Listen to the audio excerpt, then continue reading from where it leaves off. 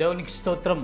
ప్రియమైన వారలారా, రక్షకుడును ప్రభు అయిన యేసుక్రీస్తు వారి నామములో మీకు శుభములు వందనాలు తెలియజేస్తూ ఉన్నాం. దేవుడు మిమ్మలను, మీ బిడ్డలను, మీ కుటుంబములను దీవించి ఆశీర్వదించునుగాక. ఆమేన్. God bless you.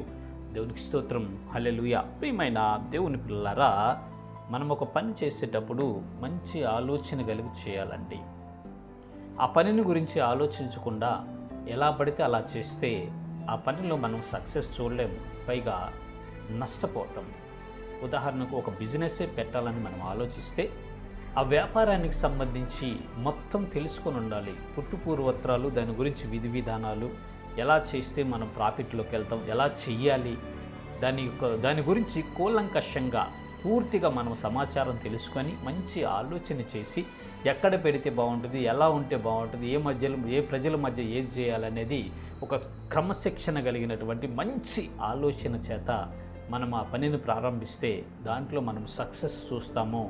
మంచిగా లాభాలు గడించి మన కుటుంబాలు అభివృద్ధి పదంలోకి నడిపించుకుంటాం. అది ప్రతి విషయంలో మన జీవితంలో ఒక చక్కని ఆలోచన అనేది అవసరమండి. అయితే ఒక్కొక్కసారి ప్రియమైన ప్రజలరా, మన జీవితంలో మంచి ఆలోచన చేయక కొన్ని ఆలోచనలు, బుద్ధిహీనమైనటువంటి ఆలోచనలు, తొందరపాటుతో కూడుకున్నటువంటి ఆలోచనలు, నిర్ణయాలు చేయటం వలన మనం నష్టాల్లోకి వెళ్ళిపోతాం, కష్టపడతాం.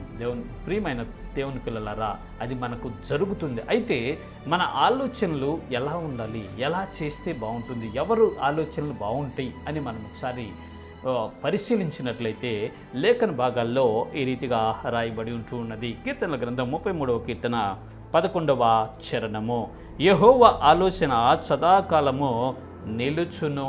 దేవునికి స్తోత్రం. హల్లెలూయా. ప్రియమైన దేవుని పిల్లలారా, మన ఆలోచన చేస్తే తాత్కాలికంగా ఉండొచ్చు. ఒక్కోసారి వాటి వలన నష్టము, ఇబ్బంది కలగవచ్చు, కష్టం కలగవచ్చు, ఆలోచనలన్నీ కొట్టివేయబడవచ్చు. కానీ దేవుని యొక్క ఆలోచన అనేది సదాకాలం నిలుస్తుందంటండి.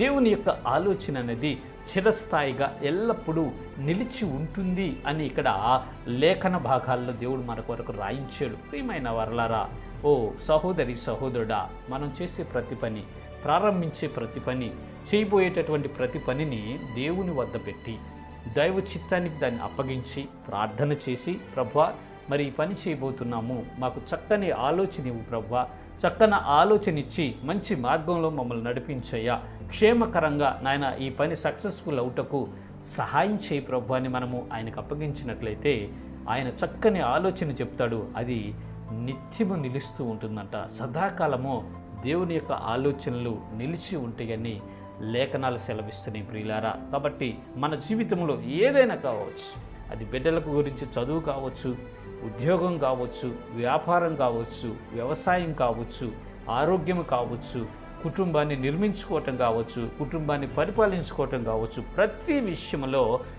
విషయంలో మనము దేవుని ఆలోచన అడిగి తీసుకొని ఆయన చిత్త ప్రకారం మనం చేస్తున్నట్లయితే అది స్టాండర్డ్గా మార్చబడి మన కుటుంబానికి దీవెనకరంగా, ఆశీర్వాదకరంగా ఉంటుంది. ఇట్టి కృప దేవుడు మనందరికీ కలుగు చేయనుగాక.